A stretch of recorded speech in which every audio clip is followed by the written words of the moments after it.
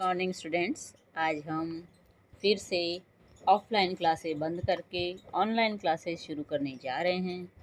जहाँ थे वहीं पर हम आज वापस आके खड़े हो गए हैं। वही सिचुएशन हमारी हो चुकी है, यानी कोरोना ने हमारा अभी भी पीछा नहीं छोड़ा है। तो आज हम ऑनलाइन क्लासेस के माध्यम से ही अध्ययन करेंगे। घर में रहें, सेफ रहें। इसलिए जो आपकी बुक है इतिहास की मध्यकालीन भारत, उसमें आज हम पढ़ने जा रहे हैं कि जो दिल्ली सल्तनत थी उसका विकास कैसे हुआ, या उसमें किस प्रकार से जो मुग़ल आए सबसे पहले, यानी हमारे भारत में कौन आए, मुसलमान में सबसे पहले कौन आया। तो सबसे पहले आए अरब। अरब पहले मुसलमान आक्रमणकारी थे जिन्होंने भारत पर आक्रमण किया। 712 ईस्वी में मोहम्मद बिन कासिम ने सिंध पर सफल आक्रमण किया। अरबों ने सिंध में ऊंट पालन तथा खजूर की खेती का प्रचलन किया। देखिए, स्टार्टिंग इन्होंने जो किए वो अरबों ने, जो अरब देश से जो लोग आए थे वो सिंध में ऊंट पालन व खजूर की खेती के उद्देश्य से आए थे।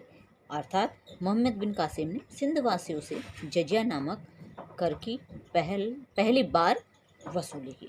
फिर अरब आकर के चले गए। उसके बाद आए तुर्क। देखिए, तुर्क आक्रमण भारतीय इतिहास की महत्वपूर्ण घटना है।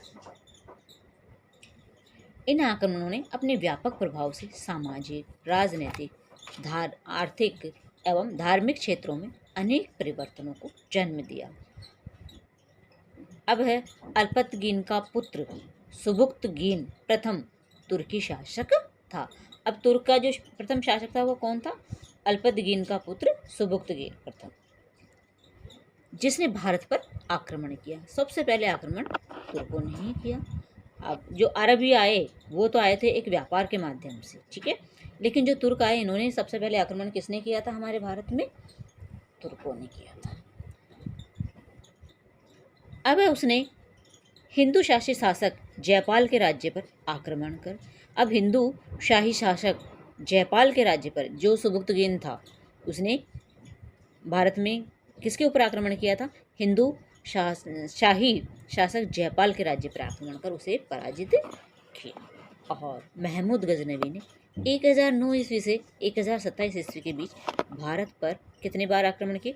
17 बार आक्रमण किए। महमूद गजनवी ने भारत में 17 आक्रमण किए और 17 में से वो 16 उसने जीते, एक में वह पराजित हुआ था।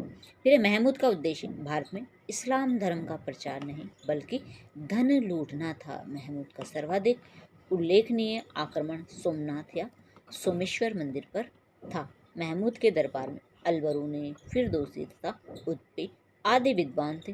महमूद गजनवी को भारतीय इतिहास में बुद्ध शिकन के नाम से जाना जाता है।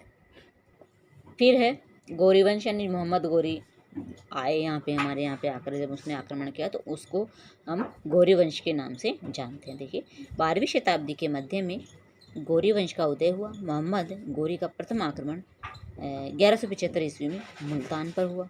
अब यहाँ पे जो आक्रमण हुआ था तुर्कों का वो हुआ था जयपाल के राज्य पर, ठीक है, और यहाँ पे मोहम्मद गौरी ने जो आक्रमण किया वो किया था मुल्तान पर। यानी तराइन के प्रथम युद्ध यानी 1191 ईस्वी में पृथ्वीराज चौहान ने गौरी को तथा दूसरे युद्ध 1192 ईस्वी में गौरी ने पृथ्वीराज चौहान को हराया। अब 1994 ईस्वी में मोहम्मद गौरी ने कन्नौज के शासक जयचंद को चंदावर के युद्ध में पराजित किया और 1206 ईस्वी में गौरी की मृत्यु के बाद ऐबक ने भारत में गुलाम वंश की नींव डाली। अब जो हम पढ़ेंगे, जैसे इसमें सबसे पहले हमने जाना मध्यकालीन भारत में पहले अरब आए, फिर तुर्क आए, फिर गौरी, मोहम्मद गौरी आया। और मोहम्मद गौरी के आने के बाद देखिए मोहम्मद गौरी के सिक्कों पर लक्ष्मी की आकृति अंकित है। अब ये आया, इसके साथ ही आया भारत में गुलाम वंश। किसके साथ आया गुलाम वंश? मोहम्मद गौरी के साथ ही कौन सा वंश आया भारत में? गुलाम वंश। अब हमारा शुरू होता है दिल्ली सल्तनत, जो कि 1206 से लेकर के 1526 ईस्वी तक ये वंश हमारे भारत में रहे। अब देखिए, दिल्ली सल्तनत 1206 से 1526 ईस्वी तक की अवधि के 320 वर्षों में दिल्ली पर मुस्लिम सुल्तानों के 5 अलग अलग वंशों ने शासन किया। यानी 320 वर्ष, तो 1206 से लेकर के 1526 तक टोटल वर्ष कितने हो गए? 320। यानी 320 वर्षों में भारत में 5 वंशों ने शासन किया, अलग अलग वंशों के नाम से। जैसे कि नाम से पता चलता है, गुलाम वंश, जो कि 1206 से लेकर के 1290 ईस्वी तक, ठीक है। फिर आया सेकंड खिलजी वंश 1290 से 1320।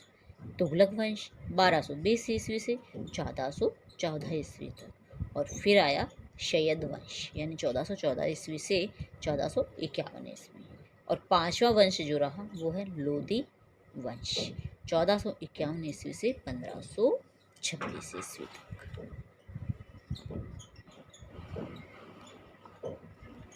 अब सबसे पहले हम जानेंगे गुलाम वंश। क्या, कौन सा वंश जानेंगे? गुलाम वंश। अब गुलाम वंश के संस्थापक जो हैं वो थे कुतुबुद्दीन ऐबक। अब ये कौन था?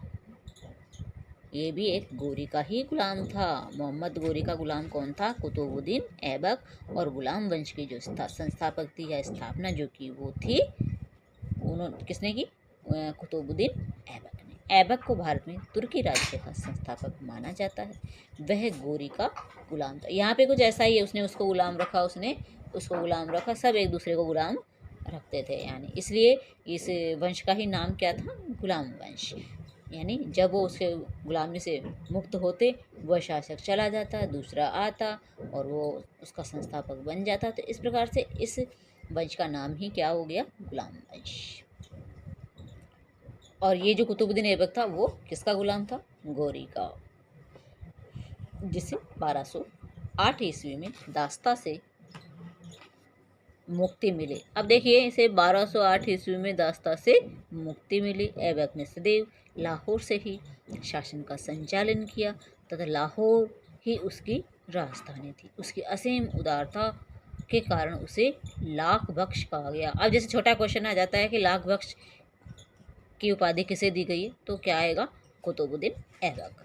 हसन निजामी और फ़ख्र मुदब्बिर को ऐबक का संरक्षण प्राप्त था। ऐबक ने सूफी संत ख्वाजा कुतुबुद्दीन बख्तियार काकी के नाम पर दिल्ली में कुतुब मीनार की नींव रखी गई। और 1210 ईस्वी में चौगान खेलते समय घोड़े से उसकी मृत्यु हो गई। यानी किसके बारे में बताया जा रहा है? ये कुतुबुद्दीन ऐबक के बारे में बताया गया है कि किस प्रकार वो, किस सन में वो दास्ता से मुक्त हुआ, कैसे उसने लाहौर से ही, अपनी राजधानी से ही कैसे शासन की बागडोर संभाली, शासन का संचालन किया। अंत में माना जाता है कि चौगान खेलते समय उसके घोड़े से गिर कर के मृत्यु हो गई। अब है हमारा गुलाम वंश में ही सेकंड शासक इल्तुतमिश। अब इल्तुतमिश को किसने गुलाम रखा था, जानते हैं? इल्तुतमिश ही दिल्ली सल्तनत का वास्तविक संस्थापक था। यानी दिल्ली सल्तनत का जो वास्तविक संस्थापक माना जाता है वो किसको माना जाता है? इल्तुतमिश को। जो कि गुलाम वंश था वो तो उसने शासन का संचालन कहाँ से किया था? लाहौर से, अपनी राजधानी से किया था। लेकिन वास्तविक जो संस्थापक था दिल्ली सल्तनत का वो था इल्तुतमिश। इल्तुतमिश ने सुल्तान के पद को वंशानुगत बनाया और इल्तुतमिश ने अपने वफादार गुलाम अमीरों की एक टुकड़ी रखी जिसे तुर्कान चहलगानी कहा जाता था। सिक्कों पर इल्तुतमिश ने अपना उल्लेख खलीफा के प्रतिनिधि के रूप में कराया। उसने दिल्ली को राजधानी बनाया। उसने मिन्हाजुद्दीन सिराज तथा मलिक ताजुद्दीन को संरक्षण प्रदान किया। सल्तनत युग के 2 महत्वपूर्ण सिक्के, चांदी का टक्का और तांबे का जीतल, उसी ने प्रारंभ किया। फिर है इल्तुतमिश ने उत्तराधिकार में ज्येष्ठ पुत्र की परंपरा को तोड़ते हुए, देखिए इल्तुतमिश के 3 संतान थी, ठीक है। 3 में से जैसे इसमें बताया ज्येष्ठ पुत्र की परंपरा को तोड़ते, यानी इल्तुतमिश ने अपने उत्तराधिकार में ज्येष्ठ पुत्र की परंपरा को तोड़ते हुए अपनी पुत्री रजिया को अपना उत्तराधिकारी नियुक्त किया। एक को बनाया लेकिन उसे आमिरों ने बनाया था। इल्तुतमिश के मरने के बाद उसके जो उत्तराधिकारी वो आमिरों ने बनाया था, लेकिन वहाँ की जनता को यह गवारा नहीं था। उन्होंने उसको न बना करके रजिया को अपना सुल्तान नियुक्त किया था। तो आज हम इतना ही जानेंगे। बाकी गुलामवंश में ही और कौन सा शासक रहा, 5 शासकों के बारे में हम जानेंगे। तो वो आगे जो अगला टॉपिक होगा वो हमारा रजिया का होगा। आज के लिए इतना ही। धन्यवाद।